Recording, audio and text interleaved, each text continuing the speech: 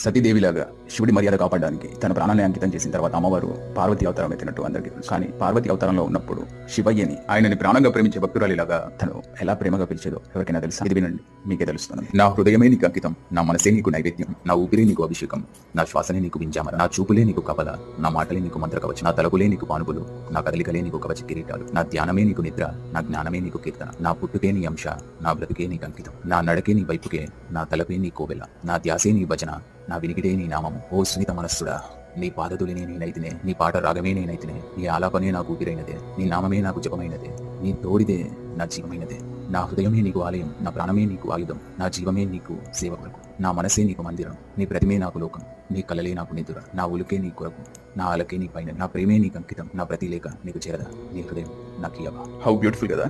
Let's say నమః పార్వతి పతయే హర హర మహాదేవ శంభో శంకర. ఓం నమః శివాయ.